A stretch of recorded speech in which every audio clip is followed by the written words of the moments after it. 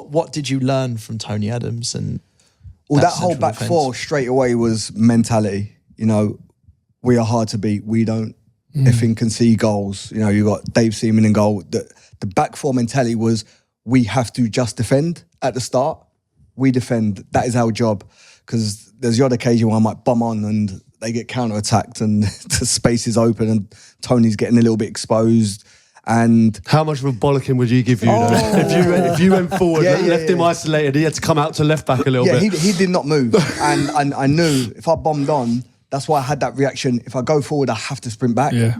So yeah, he wouldn't like it. But I had so much respect for these guys because they wasn't arrogant with it. They really helped and nurtured me, and I respect them so much. So whatever they wanted me to do, I done, and I tried to stick to what they asked me to do.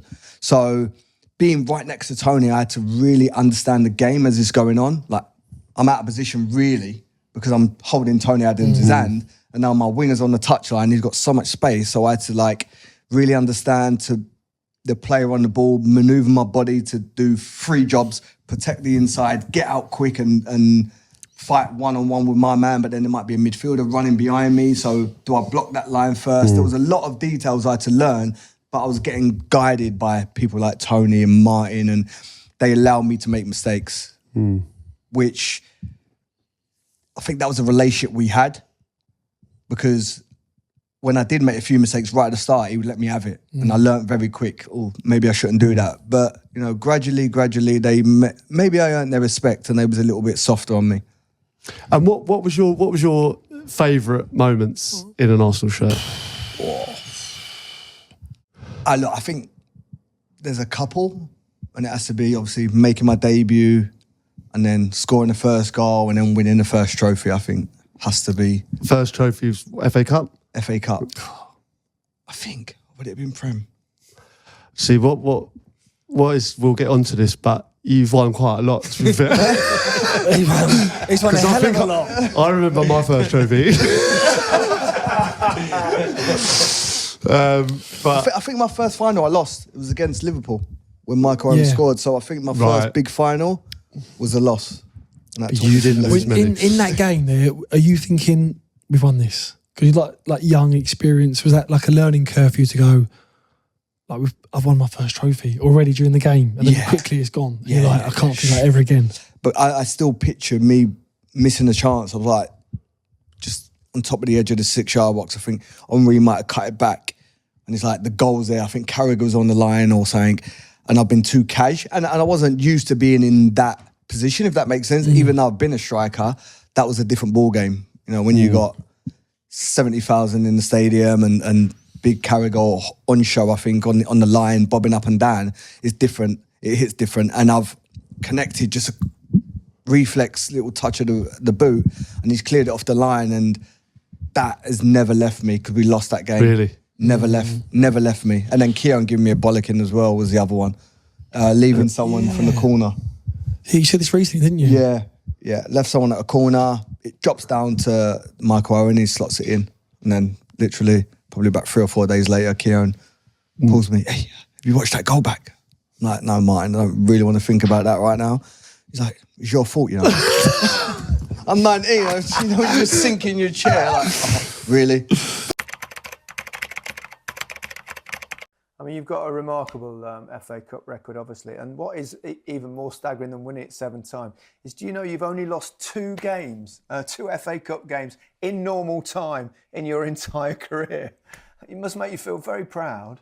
Yeah, I didn't even know that stat, to be honest. But yeah, no, it was something, you know, some players are just, you know, attracted to a trophy, and that kind of seems to be mine. I think I was lucky. Every team and club I went to, obviously the Chelsea and Arsenal, they took it serious, so I always understood it and respected it and wanted to do well in it. It's amazing, actually, isn't it? You spent all that time at Arsenal, so successful, and then you make that move and to go to Chelsea and you're equally as successful.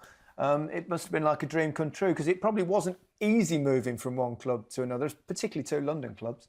The transition in terms of being in a different group and environment and players was easy, because at the time when I first started at Arsenal, you know, I always keep mentioning them, but that was the core, the Seamans, the Keowns, the Vieiras, the Henrys, the Adams. And obviously when they started to leave, they were starting to, I just felt, this is me personally, I felt there was, holes in the culture of what it was before, the demands on training.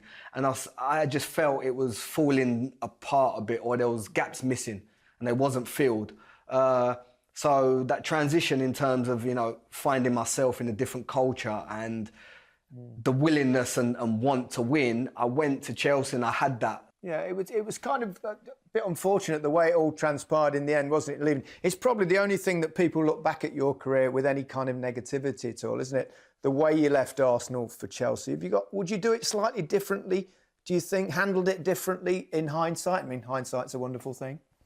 Yeah, I think, when you look back, there was probably mistakes for sure on both sides. 100% is not just entirely my fault. And it's not entirely their fault. I was probably a little bit too stubborn at the time and felt a little bit hard done by and was a little bit babyish, to be honest. But, it's something I'll never regret, and I wouldn't never change that situation. It was just something, that happened. Maybe it was meant to be, who knows? But I definitely feel, unjust by it, because it wasn't definitely what people think in terms of money. It's crazy, but that was probably the last thing in my mind. Last question. Where'd you keep your 7 FA Cup winners' medals? Yeah, I got asked this, and then someone burgled my house. So no, they're in the bank. They didn't take your medals, did they? No, I have nothing here. Oh. It's one of them things that everyone assumes footballers stupid enough to keep stuff in their house, but no. So no, everything is in the bank away. I don't really get to look at them too much, but it's in my mind, and it's something I'll never forget. And one day maybe I could give them to charity. Who knows? Yeah. Something, maybe they can put them in a museum. Who would you say was your most difficult opponent or winger? I think the obvious is, the Messis and Ronaldos. But I think domestically, week in, week out, when you're up against these teams, I used to always struggle against Nathan Dyer. Really? For Swansea, he used to rip me. I used to try to smash him. Yeah. And he'll just get up when I'm getting booked, and now I'm struggling because he's quick. Cristiano Ronaldo said that you're the toughest player he's ever played against. I knew that. Really? Yeah, that's on my wall. Is that on your wall? To be honest, that's something you can tell your kids. I mean, he's possibly the greatest player of all time. Yeah. He said you're his toughest opponent. What were the battles like with him? I think it was not just on the pitch. I think it was, mentally before I might say something. Were you in his head? Yeah, I tried to think I was in his head, and I had a lot of, obviously, his teammates, they was in my head, he's done this to you, and 0-0, we don't do nothing, 1-0, all the tricks come out. Yeah, we had good battles. When he sat me down, and I see it every day. Really? Yeah, but I slipped. Right, yeah. Did your mates give you a bit of grief for that? Yeah. But looking back, or when you visualize your playing career, are you wearing a red jersey or a blue jersey? I'm not going to lie, there was moments, certainly, of course, when I left Arsenal, for sure it was Chelsea, because of the bad blood, because of the feeling, because I'm a human. I had feelings. It's normal. I had affiliation with the club that just bought me. The experience that I had in the Chelsea shirt. So if you would have asked me as a player, for sure I would have said Chelsea. But if you're asking me now, reflecting and understanding and respecting the badges I wore and not taking away the players and warriors I played with, I would find it a little bit harsh and disrespectful to choose one. Is that making sense? It is. Because my time at Arsenal was amazing. Was that the boyhood club? Boyhood club. Yeah. So I was a fan and got the opportunity to represent the club I supported as a child. It's, dreams come true. It's a dream. Exactly. So I can't disrespect my achievements there and what we did as a club. We fell out. That is what it is. The love, I'm still a little bit bitter, if I'm honest, but the love, it won't can't leave me, but also, you know, I felt hurt. So that don't just go overnight. And fans, I feel, have to respect that little bit. That, yeah, I needed to find the love again. And that was through time. You know, I ain't got a bad word to say about him. Mm-hmm. It's that simple. But my experiences in the Chelsea jersey, you know, seeing idols win the Champions League and to get the opportunity to fulfill that at Chelsea, again, that's something I'll never forget. The people that I met at the club, you know, they won't go. The memories will never leave me, and the memories won't leave me also from Arsenal. Just on to when you were playing for England as well, Ash, like, why didn't we win then? You know, what was your take on it? You know, you were a big part of the gold generation, if you like. What was it? Oh, I think everyone... Look, I think it's, again, a mixture of a lot of things. Was it too many egos? And I'm not contradicting myself in what I say here. I'll give you context to it. So, egos, you need egos, right? All the best players, all the best sportsmen, CEOs, they have a bit about them that's different, that makes them different and makes them elite. We had that ingredient. Did we compromise as a group and go, well, we all can't play how we think or feel or have played before in one team? That doesn't work. We had Scholes, we had Stevie G, you got Lamps, you got Wazza that drops down and plays balls behind, you had Bex that gets it off Gaznev, so super low and deep and hits long balls. There you go, there's 4 players that their key attribute is final passes.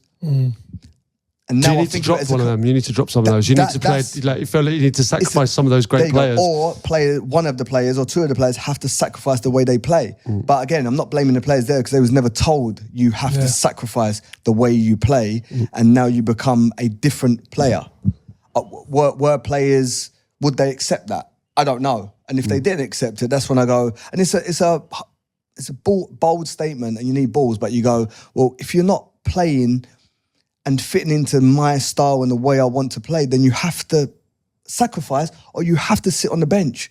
It's not about the coach. It's not about the manager. It's about the team and winning.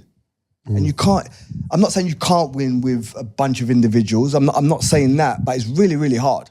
It's really hard to win with 11 individuals that have the same traits and characteristics and want to do the same thing. It's hard. And again, the other part of that, we played against some amazing teams, which I think the Brazilian teams, the Italian teams, Argentinian. That's always a point. There is that. You know what I mean? So there's a lot of factors that I felt, you know, caused us not to win. But again, I think maybe we're not a little bit honest, or we just don't see it. We've not seen it, or spoke about it. Don Carlo, you had a good relationship with Don Carlo, didn't you? Yeah. Carlo Ancelotti. Yeah. What a manager. Yes. And I think, in my personal opinion, one of the best man managers I've had. Or should I say, you know, when you talk about man management, is it like people management? Yes. You It's know what I mean? Him as a person. Yeah. People say man management. It's just how you are as a person. He's just what a are your nice, values? lovely guy. Yeah. Lovely guy. There's probably a couple of stories I probably can't mention in his office. Yeah. Having a quick, ciggy. Yeah. It's Italian way. Yeah, Italian way. Italian with way. Espresso. Yeah. He's got I'm going to go off piste there a little bit. He's got the gentle mind of like a Buddha, but he looks like a mafia boss when he sits there. Yeah. Do you know what I mean? Yeah. Like he's just... When I played in America, he would still text me and say, "Oh, Ash, come, I'm in Beverly Hills. Let's go for a coffee or let's go for a beer." Yeah, very so we social, still had that. he? Amazing relationship. Amazing. Yeah. Always want to know how your family are. Yeah. Your kids are now, you know, when I speak to him. So yeah, great man.